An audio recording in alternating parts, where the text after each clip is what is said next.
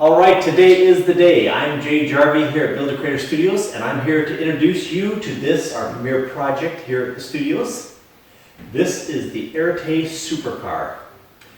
This is not actually the car, this is the plug that we'll be taking molds off of very soon. I'd like to take a little bit of time here and kind of introduce you to the project and show you around the car, what it's going to be, and what are some of the projects that are going to be involved in actually creating this as a finished prototype.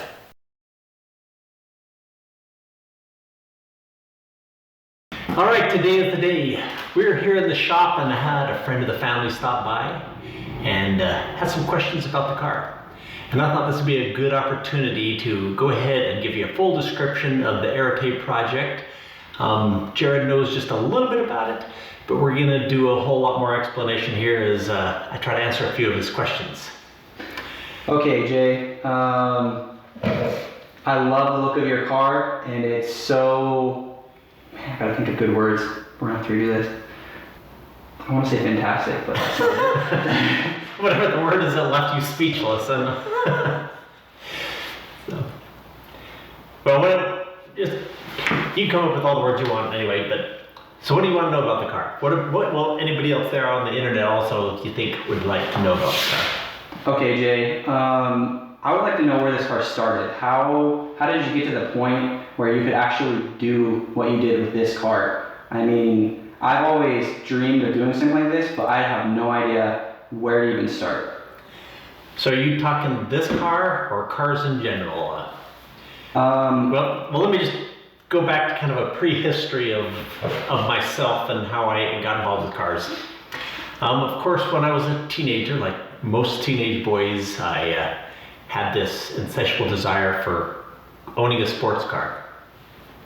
And that drived a little bit because I had a friend, well, I lived about 18 miles from town, and so whenever there was an event or something going on in town, it was an ordeal for my mother to come in, so like in junior high, if there's a school dance, I would end up just staying at a friend's house. And this friend had a neighbor who had driven for Ferrari of North America, and he'd given my friend some posters that he had on the wall. And they, of course, were all the models that Ferrari had built for, the previous 20 years. And man, I was smitten. Not with Ferrari only, but just sports cars in general, but Ferrari in particular. And so I wanted a sports car, and I was, 14 years old and, thinking about that day one day when I'd be driving. But our family was pretty modest means. We couldn't afford that, we didn't drive that kind of cars. So the dilemma, what are you gonna do? Well, my dad kind of changed my life by making a suggestion about that. And he says, well, why don't you just build it yourself? And he built a life-size fiberglass elephant and said, well, you could just do it the same way, just build it out of fiberglass. So now you're wondering, how does that go from an elephant to a fiberglass car, So I don't remember the elephant too well. I was pretty young. All I know is I'm pretty sure that he did just like a wireframe and then just draped fiberglass over it. And so it was, but it was a wrinkly elephant. And so I had to take his knowledge, which wasn't much. It was just, he'd just done this thing and made a wrinkly old elephant. But that didn't translate too well into a sleek exotic car. So he gave me the push forward to just do it yourself. And I had to basically learn on my own how to get there. That got me the interest in the cars, and my dad kind of sent me in the direction of the idea that I could just do it myself. And so that's where I got into the cars. And of course, from that day on, I started designing a car, working on how I was going to do this, and putting it into motion, I guess. So, did you build a car after, right after your father explained that to you, or? Yeah, like I said, I started on the design and started building the car. It took me a long time. Well, resources, money was a big problem, of course, for a young teenager, and knowledge how to do it. So I ended up building a car that was kind of I was really intrigued by a car at the time that Mercedes had built as a prototype, demonstration car. It was called the C111, and it had gull-wing doors on it, but it was, the reason I liked it too is it had a windshield on it that I could kind of translate into flat glass, because that was my big limitation, was building a car and getting glass done for it. And that's a problem with this, that maybe we'll talk about later. But that idea of the being able to use a piece of flat glass and kind of mimic, probably steal some design ideas from it, from that Mercedes, that's where I went. And so I built a car that was shoddy at best. I mean, it was we'll put a picture up here. Anyway, that became my first car, and it was more just a learning experience, and more so an introduction to the world of fiberglass or composites or FRPs, whatever you want to refer to it as, and that was my introduction to it. So. Okay, what kind of car was this that you made? I mean, well, my first car I bought was a 63 Chevy Corvair that had been smashed in on the front. But that was okay because Corvairs had their engine in the rear. So I took the rear end of the Corvair, cut it off in front of the axles, and then I bought a Volkswagen Bug body and pan, took that out, cut it off, cut the rear wheels of the Volkswagen off, and welded the Corvair to the Volkswagen front pan. So I guess it was like a Volkswagen pan that was unsafe at any speed.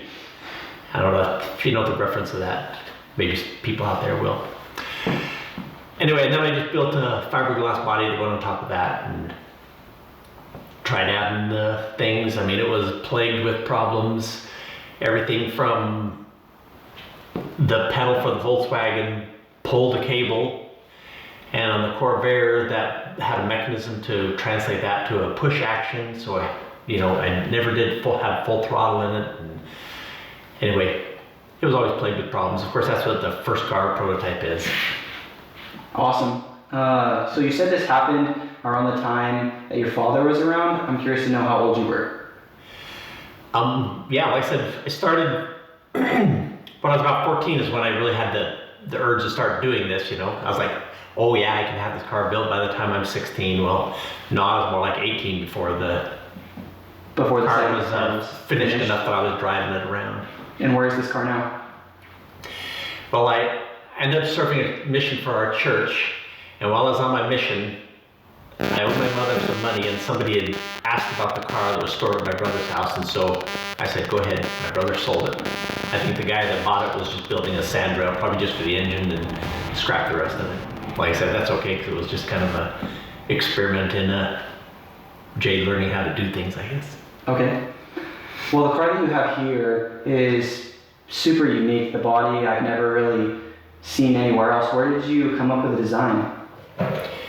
Well, if we go back to that whole story of the Ferrari posters at my friend's house, I've always been intrigued by that era around the 60s models. I guess maybe because I was born in 64, so that's kind of the golden age for me and the cars, I kind of feel.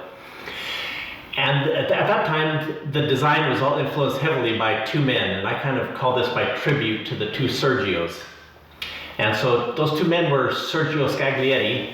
He was the man that built bodies for Ferrari for more of their prototype cars and, and developing the car for them. So he had a shop across the street from the Ferrari Madonna factory, and he was the one that actually did the body work on those early cars. And then the other Sergio is Sergio Pininfarina, and Pininfarina was his father started a design company, and he worked in there and was involved in a lot of the early cars for Ferrari and some other car manufacturers. And so that styling was always, really intriguing to me. So this is kind of a, I don't know, maybe you'd look at it as a modern version of that era of styling. So, and a tribute to those two Sergios. That's how I kind of. Okay. Is this car also going to be a business of yours? Do you plan on making more of them? Well, I call myself just a prototype studio because I get bored with things really easy. So if I were to go into production, I would just get bored of it. Maybe I could keep advancing it and adapting things to it to keep my interest, but more likely I'll probably just build this. I'll have all the molds and everything for it and let somebody else take it and produce it. I might find somebody along the way. Hopefully, as I connect in the internet, there'll be people that, that might have that interest to, take the molds and what I've developed and produce it. At the best, I might do like a 10-car run, build 10 cars and go that far before I do that. But we'll see what happens. It's just a matter of what plays out in the future. I will be doing 2 cars. One, the prototype that I'll be driving, and I have kind of someone is interested in number 2 already. So. Okay. Awesome. Okay. So what is intriguing me the most is the fact that over here you have on your engine stand a 2JZ, and I'm super into that motor and cars in general. I'm so interested to know, how are you going to set this car up? What's the drivetrain going to be like? Rear wheel drive, all wheel drive, what are you going to do for a transmission? Okay, well, let me point out some things, I guess. Get that out of the way. Okay, so it will be a GT car. GT meaning Grand Touring, and so it's built a little bit more for comfort rather than just race car, so it's going to have a little more styling interior and finished and all the leather upholstery, that kind of thing. But the basic mechanicals of it, like you mentioned, it's going to be actually the 1JZ version of the JZ engines. It was sitting in the middle, so the front of the engine is actually right about in here. It'll be sitting reverse with the kind of all Lamborghini style. The Lamborghini Countach was one of the first cars that did this, and they put the transmission between the seats. Then there'll be a transfer case, which will split drive shafts going to the front and back, and then it has I'll have Gertrag differentials out of a Corvette C6 in the front and back. That transmission is just a automatic transmission out of a Nissan Z car, and it'll be electronically controlled with the paddle shifters on the steering wheel. Bodywork wise, the whole back end will tip up to expose all the mechanicals, so you'll be able to get to the wheels, brakes, everything with the back tipped up. It'll have butterfly doors with a hinge here, and so when the door goes up, you kind of go up over that, the windshield completely out of your way. And as a part of that, part of the roof will go out with the door. So when you get a low car like that, I'm just trying to climb in under that thing or do this weird sit down on the seals thing. Part of the seals will come out too, so it'll be really easy to get into. The front bonnet, that tips up as well to expose all the front and back there.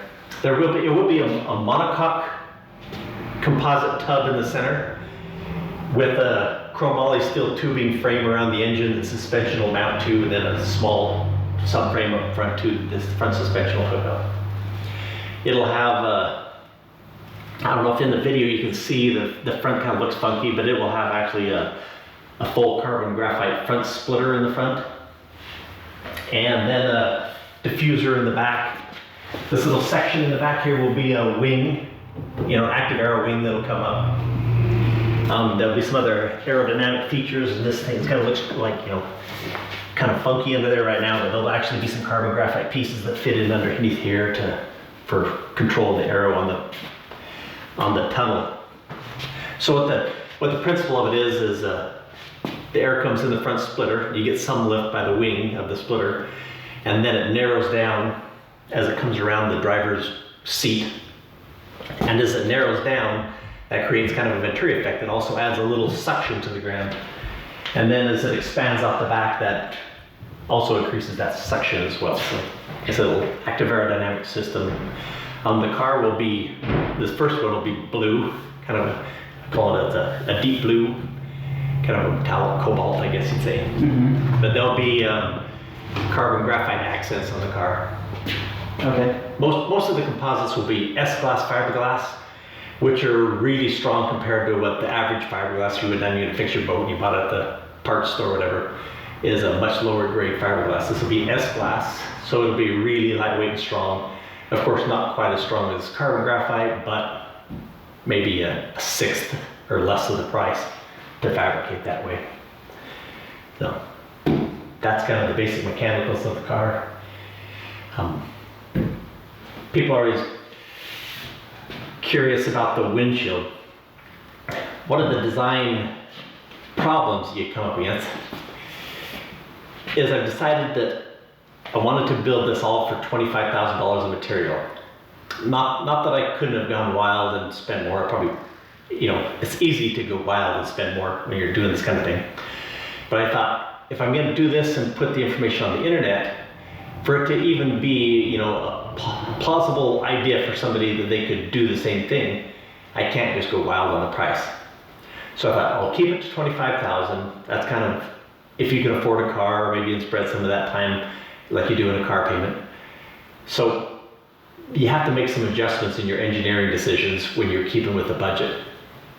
So one of them is this glass. If I'd been able to style it exactly the way I wanted, with a real wrapped curved windshield and everything, that glass might have cost me up to like $10,000 or maybe even some more. And so half your budget, boom, is gone instantly. So I just drove parking lots, looked at car windows, and until I found one that says, hey, that's about the right width for me, and so good, parabolic curve to it and everything. Anyway, Chevy Cavalier. Oh. So instead of the $10,000, it cost me $160. Excellent. So you said that you're actually planning on putting this car on the internet so that others can follow your steps and build cars for themselves? Well, originally that's what it was kind of the idea of maybe kind of more of a do-it-yourself site. But after a while I thought, no, I don't like this kind of sites sometimes because I know how to do things and they usually try to tell you how to do things. I like sites where they actually show you what they're doing and you can pick up hints along the way. And so I'm hoping more of the channel turns more into just a see what I'm doing here in the studio, follow along, talk with like-minded individuals that come along and see what I'm doing. And they'll catch on to the do-it-yourself things. You see what they're doing, you watch what they're doing in the background and that kind of thing. So it'll be more of a lifestyles of Jay Jarvie here in the studio rather than a do-it-yourself. Okay, so while you were talking, I was also wondering, under the hood, is there going to be some kind of storage space, or will there be mechanical components? Like every supercar, maybe enough for a handbag. Handbag?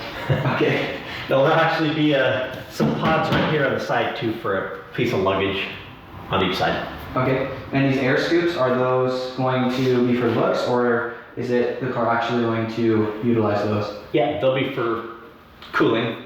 Cooling? Yep. The radiator and the air conditioning system up there, will have air that comes through there. There's also air that will be coming up across the windshield. Okay. Is that like to help get rid of rainwater, or? It does that, but it's just more vent area to get more airflow into it. Okay. So you have, of course, the grill haven't created it yet, but there'll be a center section that ducts air in the middle, and then the side, of course, is the part that ducts across the splitter and down the tunnels. Excellent. And these rear ones, are those going to be for cooling as well? Yep. One side will be cooling for transmission and oil cooling. The other one will be air coming into the intercooler. It'll be, you're asking about the JZ, it'll be a twin turbo JZ engine. I'm shooting for about 600 horsepower, so. Okay, so we'll be packing some heat. And you have some interior parts here on the ground from all different makes and models of car. I'm wondering, what is your plan for that? Well, people in the video can't see this, so let me talk about this. This is I set this up for a picture earlier. This is the body of the car right here. Oh, this is all like fiberglass and resin. Yeah, this is resin and fiberglass tapes and fabrics and carbon graphite and some other materials here. But this is basically all the materials that will create the body for the car. So this is all you will need to create the body for one car? Or is this a little more, a little less? One car. One car. There will be, when I go to make the tub in the middle, there'll be some other components that go in there, but it'll be more, part of this will go into that as well. And how much did it cost you to buy all these components?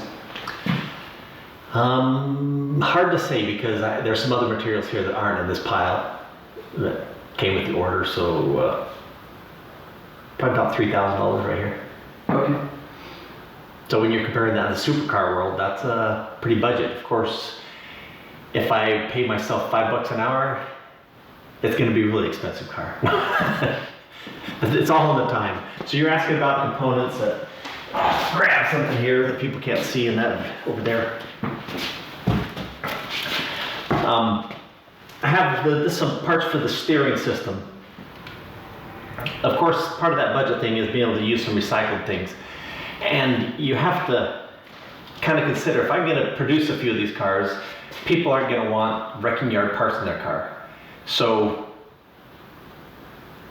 you can't just order the parts though. If you go down and try buying a new steering column, you know, at $300 or $400 a piece, and you go to put it in the car, and it's like, oh, that just doesn't work. Well, then it just costs you $300 or $400. Whereas if you go to the wrecking yard and find the components and say, okay, yeah, I think that'll work, and you take it home and you try it, and if it works, the next car around, you can buy the new parts, you know, get them to the dealer or aftermarket, whatever you need to. A few things like this, the seats are going to be fixed in the car. So this is a telescoping and tilting, you know, electrically controlled mechanism out of an Infinity Q45. So the seats are going to be fixed, and so I need the steering column to be able to adjust forward, backwards, up and down. And so this will be using it. And if I end up going to a production, I'll have to reverse engineer some of this or find a lot of Q45s that are wrecked. So that's a kind of the idea. Use components for things that you can, you know, for this kind of a mechanism. Of course, you have to take a look at sometimes, like in suspension components. Lots of cars out there, lots of suspension components you could pick from, but there's very few mid-engine, all-wheel drive cars at the wrecking yard. They just, you know, they're not there. So trying to get modern cars, you know, use a lot of systems like McPherson struts, and you get into a car like this where you have such low clearances under the bodywork that you have to use like push rod suspension or that kind of thing, and so a lot of suspension I'm just gonna have to build myself. So buy the bearings and the bushings and stuff like that from aftermarket, and then just build your components around it. They're sitting that funky looking thing over there on the wall there. That's a rocker in the back suspension. We'll be casting in aluminum. So some parts you make, sometimes you find some. Anyway, it's just kind of a balancing act to do. And like I said, you know, maybe you could go find an expensive exotic that was wrecked, but then you're talking a lot of money for parts again. So it's all a balancing act of keeping in the budget. Like I said, the only hand that saves you a lot of money is you do the work for free yourself, I guess. At least on the prototype. Okay, well, maybe that answers all your questions, but I'm sure people out there on YouTube have more questions. And that's easy though, they can just put their questions in the comments below, and I'll try to get to those and answer them either in a video just devoted to questions and answers, or of course as they can go and start watching the steps of how the car is built, and some of those questions might be answered. Anyway, thanks for coming along. Thanks, Jared, for stopping by and giving me this method of describing the car that's kind of opens it up to how it came about and how it goes together. Anyway, thanks for coming. Thanks for coming on to YouTube. Hope to see you again.